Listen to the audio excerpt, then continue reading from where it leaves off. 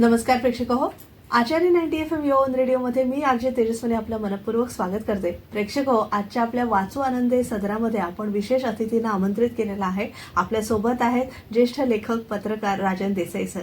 Sir नमस्कार. नमस्कार. मनपूर्वक स्वागत तुमचं सुद्धा या चॅनलच्या संपूर्ण स्टाफला माझे मनापासून धन्यवाद. हा, आपण आज वाचू आनंदेचा विशेष भाग करत आहोत. रामनवमी विशेष हा भाग असणार आहे, कारण आज आपण ज्या पुस्तकाबद्दल बोलणार आहोत, सरांकडनं जाणून घेणार आहोत, ते अर्थातच सगळ्यांनी अगदी लहानपणापासून वाचलेलं असं पुस्तक आहे रामदास स्वामींचं मनाचे श्लोक. तर तत्पूर्वी आपण थोडं सरांचा प्रवास जाणून घेऊया आणि नंतर मग पुस्तकाच्या विवरणाकडे वळणार आहोत. सर, थोडंसं तुमची जडणघडण, म्हणजे दादरमध्ये तुम्ही लहानाचे मोठे झालात, तर दादरची पार्श्वभूमी, नंतर तुम्ही शाळेत कसे घडलात आणि एकंदर या मीडियामध्ये, म्हणजे आत्ता फार मीडियाचा बोलबाला आहे, पण त्याच्या आधी सुद्धा वर्तमानपत्र हे एक मीडियाचं पहिलं स्वरूप होतं. तर त्याविषयी थोडंसं आम्हाला तुमचा प्रवास लेखक पत्रकार म्हणून कसा झाला त्याविषयी जाणून घ्यायला आवडेल. धन्यवाद.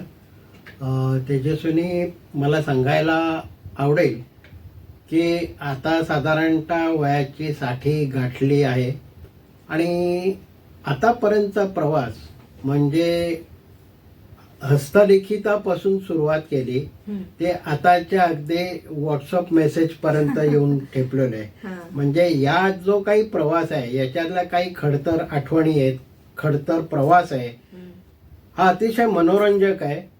त्याचबरोबर आता जो प्रवास चालू आहे, आताचं जे मीडिया वगैरे हे जे काही शब्द आहेत, हे एकंदरीत पाहताना फार वेगाने हे सगळे सृष्टी चाललेली आहे असं वाटते.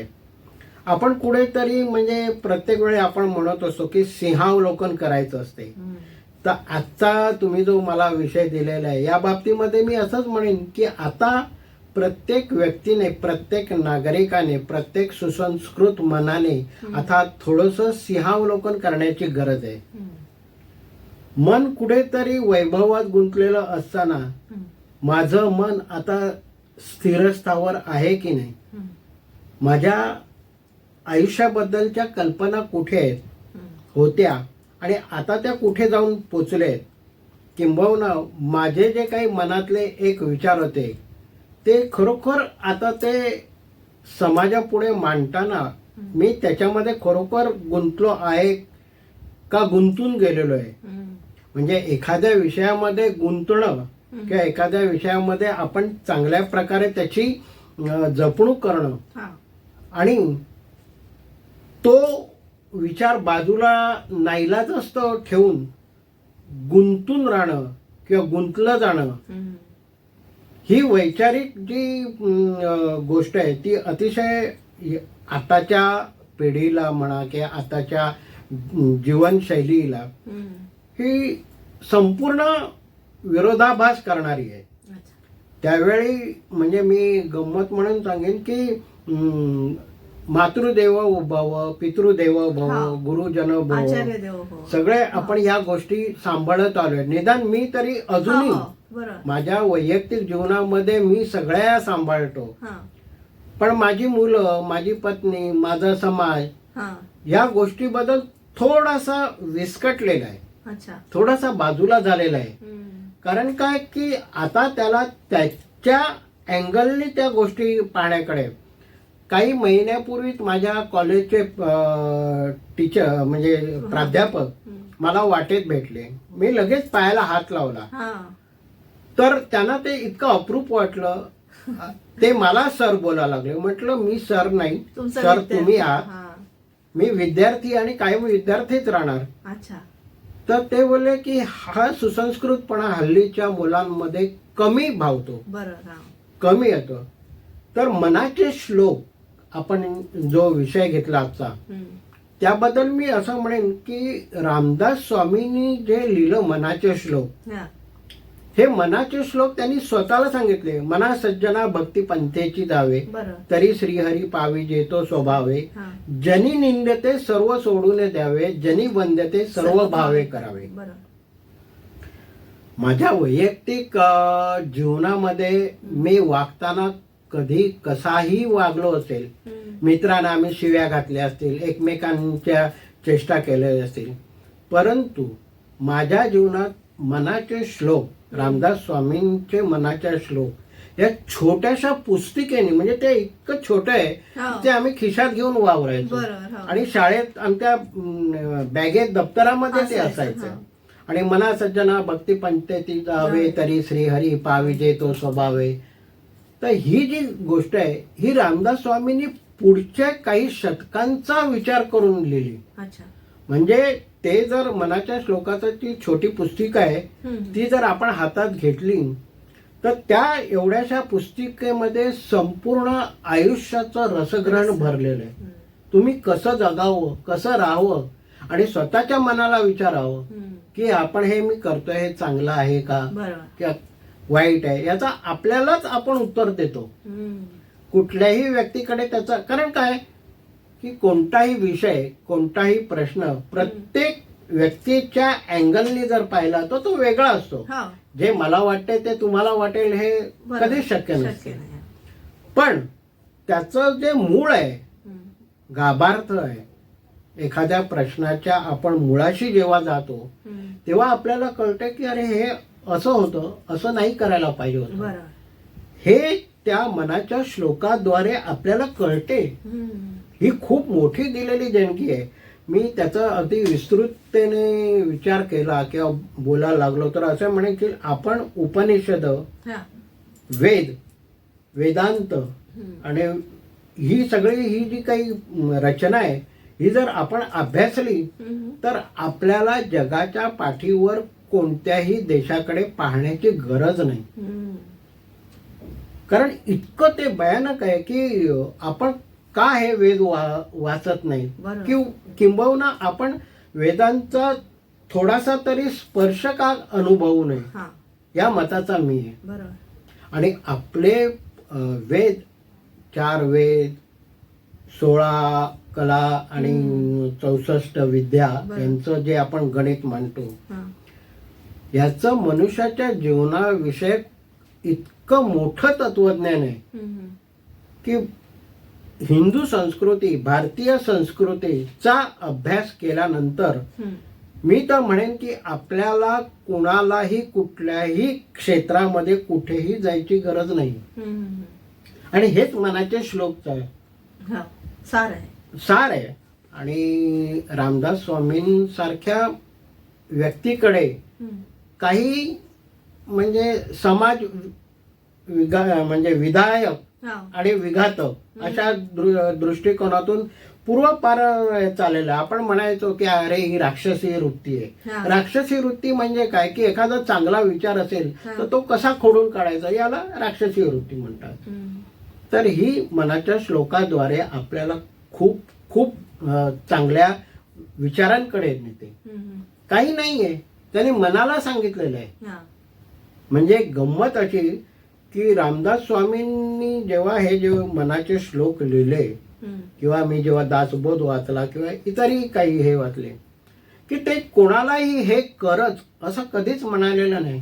तू मनाला सांग, मनाला विचार, हे तुला पटते आहे का. आणि या गोष्टीतून आजचा जे पिढी आहे त्याला चांगलं मार्गदर्शन मिळेल असं मला प्रामाणिक मत आहे. आणि हा माझा ठामपणे विश्वास आहे की शाळेत जाताना मुलाला बाकी काही शिकवायचं, ABCD, अबकडे, इंग्लिश मीडियम वगैरे वगैरे, ते विचार वेगळे आहेत. पण त्यापेक्षा मुलांना लहानपणापासून ते ऐकवायला सांगू. म्हणजे पहिल्यांदा ऐकणं. माणूस पहिल्यांदा काय करतो तर ऐकतो. म्हणजे मूल जन्मते. म्हणजे माझा अनुभव सांगतो. मी ज्या क्षणी आजोबा झालो आणि त्याला वॉर्ड मध्ये आणलं गेलं, त्याच्या मी कानामध्ये छोटीशी अशी शीळ घातली. तर त्या मुलाच्या चेहऱ्यावरचे, माझ्या नातवाच्या चेहऱ्यावरचे जे काही हावभाव होते ते मी या डोळ्यांनी पाहिलेले. आणि इतकं ते तृप्त, म्हणजे त्या मुलाला संगीताचा, श्लोकांचा, आपण म्हणतो ना की त्या आईच्या पोटात गर्भ असताना गर्भसंस्कार हे जे केले जातात की चांगले विचार, चांगले बोल, चांगलं काहीतरी संस्कारित शब्द जेव्हा त्या गर्भावर पडतात त्याचा नक्कीच इफेक्ट त्याच्यावर होतो. आणि हेच मनाचे श्लोक आहे. मनाचे श्लोक असं पुस्तक आहे की ते जीवनातल्या कुठल्याही क्षणी उघडा आणि कुठल्याही क्षणी ते वाचून बंद करा. तोच परिणाम आहे. जो बालवयात झालेला आहे तोच वृद्धपकाळात आहे की म्हणजे इट्स अ मिरॅकल. म्हणजे मनाचे श्लोक हा जेव्हा तुम्ही विचार आपण हे करतो तेव्हा मला आठवतं अरे हे किती प्रचंड आहे. म्हणजे तुम्ही एक त्यावेळी आमच्या मनाच्या श्लोकांच्या स्पर्धा व्हायच्या आणि मी त्या स्पर्धांमध्ये आवर्जून भाग घ्यायचो. तिसरं चौथं उत्तेजनार्थ वगैरे बक्षिसं मिळायची. पहिला कधीच घेतला नाही कारण संपूर्ण खणखणीत असं माझं पाठांतर नसायचं, भाषांतर असायचं पण पाठांतर नसायचं. काही वेळेला चुकायचो, काही वेळेला स्टेजवर उभं राहिल्यानंतर इतर अरे आपल्या आई बाबा काय म्हणतायत वगैरे. त्यामुळे मग आमचा दुसरा तिसरा नंबर असायचा पण मी आवर्जून भाग घ्यायचो. मी निबंधात भाग घ्यायचो. कॉलेजमध्ये असताना सर्वोत्कृष्ट अभिनेता म्हणून मी युनिव्हर्सिटीचं फर्स्ट प्राइज आहे माझा. त्यामुळे अशा प्रकारच्या सगळ्या भूमिकातून गेलोय. लिखाण करायचो शाळेमध्ये. म्हणजे मी स्टेजवर शालेय कार्यक्रमातून वयाच्या 7व्या-8व्या वर्षी मी स्टेजवर गेलो. त्यावेळी रवींद्र नाट्य मंदिर होतं आणि शालेय कार्यक्रम व्हायचे, स्पर्धा व्हायच्या. त्यावेळी मी चंद्राची भूमिका केलेली. फार छान असं ते एक होतं. म्हणजे यातून मी पुढे घडत गेलो. आता जे काही मी तुमच्या समोर बसलोय, एक छोटासा लेखक, छोटासा पत्रकार, छोटासा संपादक वगैरे, या ज्या सगळ्या काही मी भूमिका आहे या माझ्या जीवनाला स्पर्शून गेलेल्या भूमिका आहेत. याच्यामध्ये कुठेही बुरखा नाही, कुठेही माझ्या चेहऱ्यावर कोणताही भाव नाहीये. मी जे घडलो, मी जे काही बिघडलो, मी जे काही आता जे आहे ते मी हा असा आहे. ह्याच्यामध्ये म्हणूनच म्हणतो की मला मनाचे श्लोक हा शब्द फार आवडतो. फार म्हणजे अतिशय. रात्री देखील उठून जर एखादा श्लोक मला म्हणायला सांगितला किंवा बोलायला सांगितला किंवा त्याच्यावर विवरण करायला सांगितलं तर मी विस्तृततेने करेन. नक्कीच. एक छोटीशी विश्रांती घेऊया आणि अर्थातच रामनवमी विशेष भागात आज आपण मनाचे श्लोक याविषयी जाणून घेतोय. आपले ज्येष्ठ पत्रकार, लेखक आणि खरं तर सर नेव्हीमध्ये कार्यरत होते आणि त्यांच्याविषयी आज जाणून घेणार आहोत. तत्पूर्वी एक विश्रांती घेऊया. तुम्ही ऐकत राहा आचार्य 90 FM ऑन रेडिओ.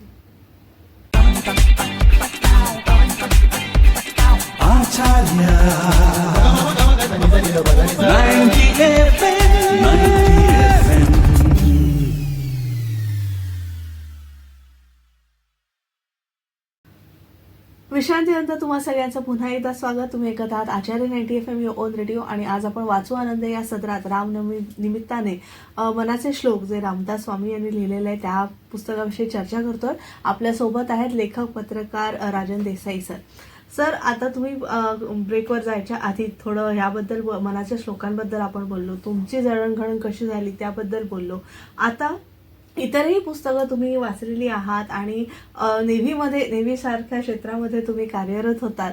ते जग एक वेगळंच सागर विश्व तुम्ही पाहिलेलं आहे की कसं तिथे म्हणजे ॲडमिनिस्ट्रेटिव्ह लेवलला सुद्धा काम केलेलं आहे. तर आता जे तुमचं लिखाणाविषयी मला थोडंसं जाणून घ्यायचं आहे की आताची वाचन संस्कृती कशी असायला हवी आणि जी तुमच्या पिढीने पाहिली आहे आणि ती पुढच्या पिढीपर्यंत देण्याचा तुमचा प्रयत्न आहे, तर त्याची जोपासना, मराठी भाषेविषयी थोडंसं बोलूया, मराठी भाषेच्या संवर्धनाविषयी बोलूया, एकंदरीत सगळ्या विषयांचा धांडोळा घेण्याचा या भागात आपण प्रयत्न करूया. नक्कीच. बोला, तुम्ही विचारा प्रश्न, मी उत्तर देतो. तुम्हाला बोलतो. बरं. तेच आपली मराठी भाषा जर आपण आता एवढ्या सगळ्या पुस्तकं अगदी मनाच्या श्लोकांचं आपण म्हणालो, त्यात जी मराठी आहे आणि त्या संत वाङ्मयातनं जे आपण मराठी आपल्यापर्यंत आलेलं आहे, तर मराठी भाषेच्या आजच्या परिस्थितीबद्दल तुम्हाला काय वाटतं? सुरुवातीलाच मी एक स्पष्ट करतो की मराठी भाषा ही जगात मध्ये जेवढ्या भाषा बोलल्या जातात, लिहिल्या जातात, त्याच्यामध्ये मराठी भाषिक ही 10व्या क्रमांकावरची भाषा आहे. मराठी भाषेला अभिजात भाषेचा दर्जा मिळणं वगैरे ह्या पेपर वर्क आहे. बरोबर. परंतु मराठी भाषेला अभिजात दर्जा मिळण्याच्या अगोदर म्हणजे कित्येक हजारो लाखो वर्षापासून ही मराठी भाषा आहे. प्राकृत मराठी किंवा मराठी भाषेतलं जर दुसरं स्वरूप बोलायचं असेल तर आपली मायबोली ही फार म्हणजे अत्यंत म्हणतात तसं खूप जुनी आहे. जुनी हा शब्द थोडासा वाईट आहे पण फार प्राचीन आहे. त्याला कारण काय की आपल्या हुंकारातून म्हणजे मी मगाशी म्हटलं त्याप्रमाणे की मराठी भाषा म्हणजे काय, ही मराठी भाषा ही हृदयातून आलेली भाषा आहे. ही मराठी भाषेतले संस्कार वगैरे विचारते गोष्ट वेगळे पण ठेच लागल्यानंतर आई हा शब्द पटकन येतो. ही मराठी भाषा आहे. ही आई हा शब्द हा हृदयातून येतो. हा कुठल्याही भाषेतला किंवा कुठल्याही जगातल्या याच्या तोंडून तो आईच शब्द येतो. मग बाबा काय येत नाही असं काही नाही. भीती वाटल्यानंतर बाप रे हा शब्द येतो. म्हणजे आई आणि बाबा हे किती पूर्व परंपरा आहेत. याला गणितशास्त्राचा आधार बिलकुलच हे नाहीये. लहान मूल जन्मत तेव्हा सुद्धा आईच शब्द तोंडून येतो पहिला येतो. तर आई या शब्दाचा अर्थ मुळात काय की आत्म्याचा ईश्वराशी झालेला संपर्क संवाद हा आई हा शब्द. मग आईचं मोठेपण ज्या शब्दातून ज्या भाषेतून व्यक्त होते ती मराठी भाषा किती जुनी म्हणजे तेच मी म्हणतो प्राचीन आहे. याबद्दल खरोखर म्हणजे आपण कशाला स्वतःला कमी समजायचं. मराठी शाळा कमी झालेल्या आहेत का कमी होत आहे. मराठी इतर प्रांतातून आलेला व्यक्ती महाराष्ट्रात आला तर तो मराठी सहज बोलू शकतो.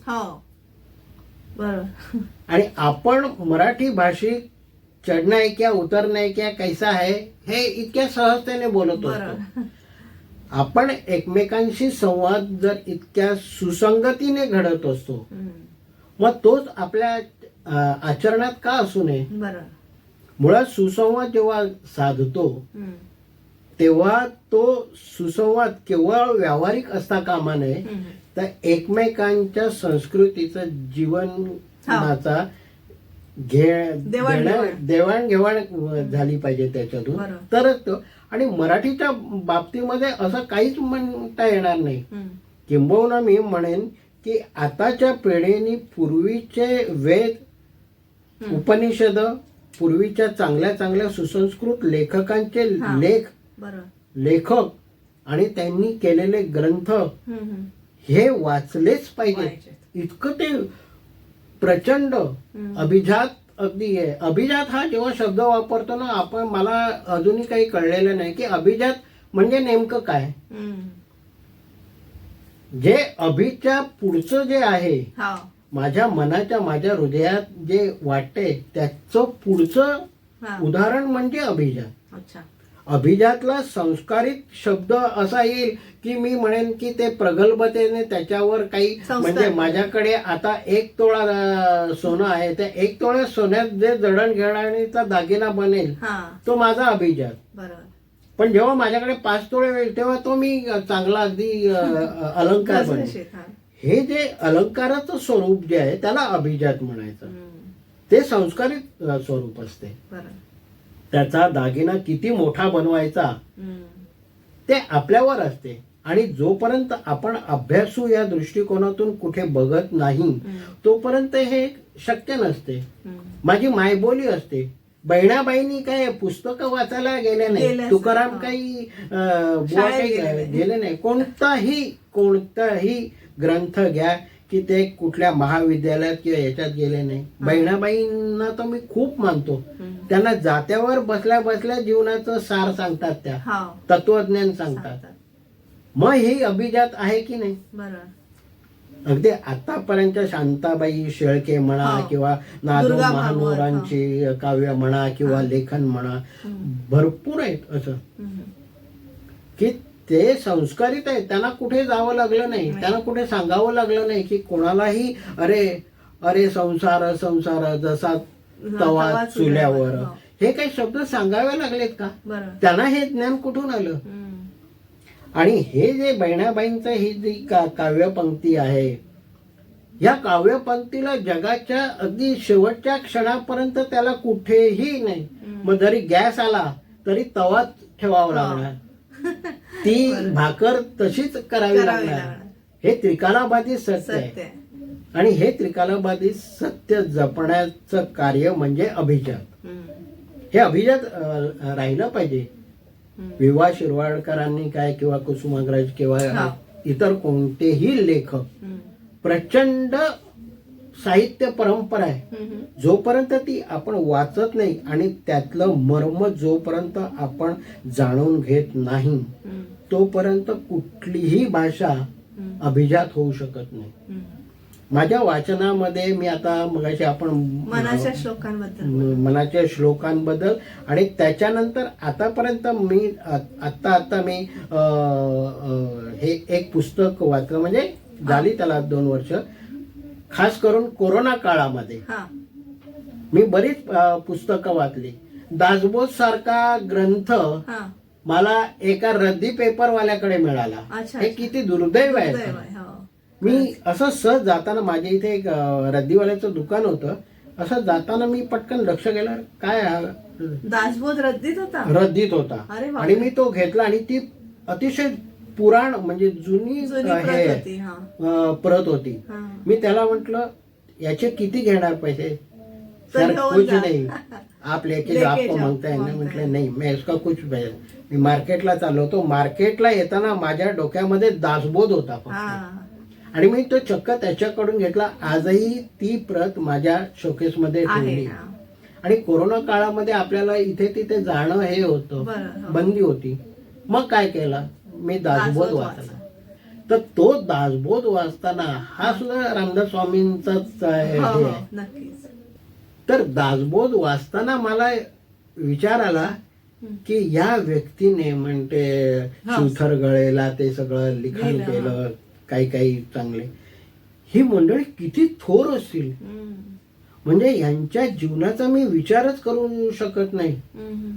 त्यांच्याविषयी ती आख्यायिका आहे की ते लग्न मंडपातून पळाले वगैरे, अमुक अमुक. या गोष्टी त्यांनी कोणासाठी केल्या? शेवटी समाज प्रबोधनासाठी, समाजाला काहीतरी चांगले विचार द्यावे, संसार कसा करावा, संसार करावा नेटका, हे त्यांनी हे कोणासाठी केलं? मग आताच माझं जे जीवन आहे, मी घरामध्ये एखाद्या येताना आमचे वादविवाद होतात, तेव्हा आम्ही उच्च कोटीला अगदी जाऊन आम्ही भांडत असतो.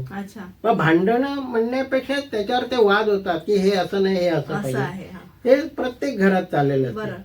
पण त्यावेळी रामदास स्वामींनी जो संस्कारित विचार दिला की संयम कसा असावा, मनावर संयम कसा गाळावा, आणि त्याच्यातून सुसंस्कृत मन, सुसंस्कृत समाज, सुसंस्कृत मनाचा एकंदरीत जो फाट पसारा होता, जो छत्रपती शिवाजी महाराजांना त्यांनी दिला की राज्य कसं असावं, म्हणजे हे किती प्रचंड आहे. म्हणजे आकलना पलीकडे मी विचार सुद्धा करू शकत नाही की त्यावेळी तुकाराम महाराजांनी, त्यावेळी जे छत्रपती शिवरायांनी जे त्यांना धन दिलं होतं, सुवर्ण मुद्रा दिल्या, हे मृत्तिका समान. म्हणजे आता जे थायलंडचं राजकारण चाललंय, म्हणजे तिथून तो आतापर्यंतचा प्रवास, म्हणजे आता थैल्या काय गोणी भरल्या आणि कपाटं भरली तरी त्यांची जी मनाची इच्छा आहे ती पूर्ण होत नाही. हे किती मोठं हे आहे. याच्यातून आपण काहीच शिकलो नाहीये. काय शिकलोय आतापर्यंत? आताचा समाज, युद्ध चालूच आहे. आताचा जो समाज पाहिला, आता जे पेपर मध्ये वाचलं, जे काही अप्रिय घटना घडतात किंवा लहान मुलींच्या वरचे बलात्कार म्हणा, की आताच्या मी थोड्याशा प्रवासाकडे येतो की हे किती वाईट आहे. वाईट आहे खूपच. म्हणजे आम्ही आमच्या कॉलेज जीवनात असा ना मिश्किलता केली, हा. अगदी म्हणतात तसं छेडछाड किंवा हे छेडछाड केली, केली. पण एक ठराविक मर्यादा मर्यादेपर्यंत होती, हा. आम्ही मर्यादा ओलांडल्या नाही. बरं. समोर असणारी स्त्री, अगदी मी तिला बहीण जरी मानलं नाही, मैत्रीण जरी मानलं, तरी मनावर हा. असलेला संयम हम्म. हा आमच्या पिढीने पाहिलेला आहे बरं. आणि तो आताच्या पिढीने पाहावा. मी तेच टू बी कंटिन्यू म्हणजे असं विचार करतो की आता ह्या ज्या बलात्कारित घटना किंवा आतापर्यंत ह्या ज्या काही हा. वर्तमानपत्रातून वाचत असतो, टीव्हीवर पाहत असतो, हे सहजतेने लहान मुलांच्या कानावर बिंबवलं जाते, बरं. डोळ्यावर बिंबवलं जाते. हा. हे किती वाईट आहे. मग याच्यातून समाज घडत असतो. हो. मी जे समोर बघत असतो, वाचत असतो, लिहत असतो, ऐकत असतो, याच्यातून माझा मुलगा, नातू, आपली पिढी तयार होत तयार असते. होते. मग याच्यावर काय संस्कार? तर याच्यावर संस्कार म्हणजे मनाचे श्लोक. मनाचे श्लोक. म्हणजे मनाचे श्लोक ही केवळ हे नाही. आता नुकतंच मी ते त्याच्यावर मी परीक्षण सुद्धा केलं होतं की टाटा ह्या परिवाराचा हा. गिरीश कुबेरांनी टाटायन म्हणून एक पुस्तक लिहिलेलं आहे. वा. अच्छा. ते टाटायन पुस्तक वाचताना ते केवळ एक पुस्तक जरी वाचलं हम्म. तरी आपल्याला आपल्या जीवनामध्ये ध्येय साधायचं असेल एखाद्याला, कोणालाही, हा. तर किती कठीण प्रसंगातून जावं लागते हो. याचा अभ्यास टाटायन या पुस्तकातून आहे. केलेला आहे. अच्छा. मी खास उल्लेख करतोय. वा. मी असंख्य पुस्तक वाचतो आणि वाचत राहणार. बरोबर. पण माझ्यावर जर काही मोठ्या लोकांचं जर काही एखादे संस्कार झाले असतील तर टाटायन हे पुस्तक प्रत्येकाने आवर्जून वाचावं. वाचावं. हा. काय त्या माणसांची महानता आहे हो. वा. मी कुठल्या कंपनीचा काहीच भागीदार हो. नाही आणि विचारी नाही आणि माझ्या खिशात तेवढी आर्थिक क्षमताही नाही. हा. पण जेव्हा मी टाटांबद्दल बोलतो की म्हणजे एक अभिमानाने सांगेन की तो एक भारतीय म्हणून त्यांनी जे काही भारतीय संस्कृतीला जे योगदान दिलेलं आहे, म्हणजे मी कोणाचा इतरांचा दुस्वास करत नाही. बरोबर. माझ्या पुढे ते धीरूभाई अंबानींचं सुद्धा चरित्र आहे की त्यांनी सुद्धा किती छोट्या याच्यातून उभं केलं, विश्व उभं केलं आणि ते खरोखरच विश्व खरंच आहे या शब्दाला ते जागलेले आहेत. कोणतीही मोठी व्यक्ती. पण खास करून मी टाटांचा उल्लेख याच्यासाठीच करेन की भारतीय संस्कृतीला जर उभं केलं असेल तर ते टाटांसारख्या महान उद्योगपतींनी खूप म्हणजे ते म्हणजे मला त्याच्यापासून वैयक्तिक मला त्यांच्यापासून खूप चांगला हे मिळतो, आदर्श मिळतो की अरे माणसाचं जीवन असावं तर असं असावं. किती आपण त्याच्यामध्ये वाहून घेतलेलं आहे आणि ते वाहून घेताना केवळ संपत्ती हा विचार नाही, केवळ आपलं खूप मोठे मजली इमारती उभं करणं पॅकेज असं काही नाहीये. तर आपला देश सुद्धा तेवढाच उभा राहील. म्हणजे आताच्या आत्मनिर्भर होईल आणि आताच्या या ज्या सत्य परिस्थितीला जर सामोरं जायचं असेल तर अशी काही व्यक्तिमत्व असतात याचा विचार प्रत्येक शाळेने, खास करून मी सांगेन की मराठी शाळांनी केला पाहिजे. मराठी शाळा बंद पडतात हा सगळीकडे. परवा डॉक्टर दीपक पवार यांनी सुद्धा फार प्रयत्न चांगले चालू केलेले. पण केवळ ती एक व्यक्ती नाही तर मला माझ्या स्वतःच्या घरापासून सुरुवात केली पाहिजे की चांगली पुस्तकं मुलांना वाचायला दिली पाहिजे. चांगले ग्रंथ आहेत. मी आता नावं घेतली म्हणजे मनाचे श्लोक तर आहेत, दासबोध सारखेही आहेत, इतरही अनेक संत आहेत. त्यांच्या गाथा ज्ञानेश्वरी, आपण ज्ञानेश्वरी वयाच्या 14व्या वर्षी लिहिली आणि 16व्या वर्षी त्यांनी समाधीस्थ झाले. एवढाच इतिहास आपल्याला माहिती आहे. पण त्या व्यक्तीचं त्या म्हणजे मी तर म्हणेन मुलाचं म्हणेन 16 वर्ष हे काही समाधीस्थ होण्याचं वय नव्हतं. पण त्यांनी त्यावेळी पसायदान लिहिलं आणि पसायदान हा खरं म्हटलं तर त्या ग्रंथाचा शेवट केलेला आहे. पण पसायदान हा सर्वात सुरुवातीचा काळ असायला पाहिजे. त्यांची नावं मुलांच्या बहीण भावंडांची नावं सुद्धा पाहिली समर्पक आहे. तर आपल्या जीवनावरती अवलंबून आहे. ज्ञानेश्वरांची ज्ञान, निवृत्तीचं निवृत्त, मुक्ताईची मुक्त, हे जे काही शब्द आहेत याच्या पाठीमागे खूप मोठी सायकोलॉजी आहे, फिलॉसॉफी आहे. प्रत्येक बहीण भावंड ही एक वेगळी फिलॉसॉफी आहे. मुक्ताईने दिलेलं ज्ञान, निवृत्तीनाथांनी दिलेलं ज्ञान केवळ त्यांच्या पालख्या खांद्यावर घेऊन काहीच नाही, त्या पालखीचे भोई होणं इथपर्यंत आपला कार्यभाग असतो. वर्षातून एकदा कॅलेंडरवर लिहिलेलं असते की आता वारी आहे, पण त्यांनी त्या वारीतला अर्थ काय सांगितलंय. शेकडो किलोमीटर माणसं, किंबहुना वृद्ध, म्हणजे 90 वर्षाची सुद्धा, मग ज्यांना एरवी काटेवरून उठावं लागते, ती माणसं पायी सुद्धा चालतात. हे किती म्हणजे मिरॅकल आहे. या गोष्टी म्हणजे अथांग आहेत या. मग हे अद्वितीय म्हणजे हे ताकद, बळ, विठ्ठल विठ्ठल विठ्ठल करते कोसानुकोस आणि शेकडो वर्ष ही परंपरा चालू आहे. हे कुठल्या याच्यावर आहे. जर ह्या गोष्टींचा जर आपण विचार केला तर आपलं भारतीय संस्कृतीचं ज्ञान, भारतीय संस्कृतीबद्दल लिहिलेले ग्रंथ हे महान, या शब्दा पलीकडचे महान आहे.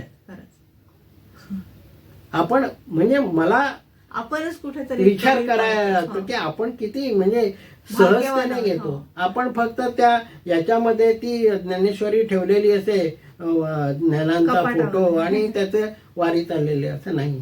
ती तुम्ही आचरणात आणा ना.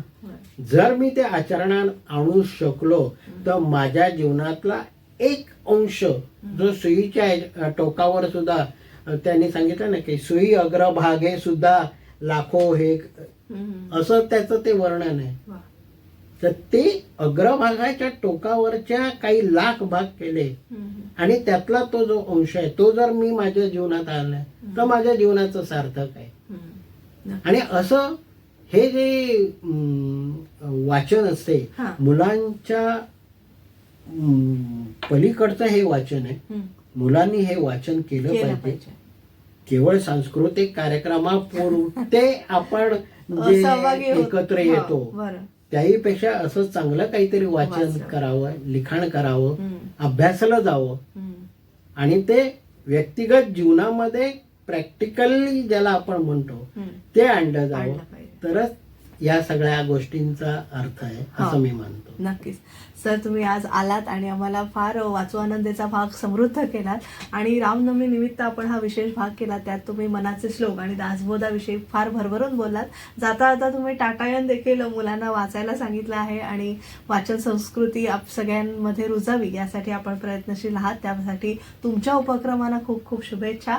आणि एकच मध्ये बोलीन सांगू का, यासाठी खास करून मी सगळ्याच भाषिकांना सांगतो, पण मराठी भाषिकेचं, मराठी भाषेचं वैभव हे आकलना पलीकडचं आहे. तुम्ही खूप म्हणजे तो समुद्र आहे, ज्ञानसागर आहे, तो वाचला जावा.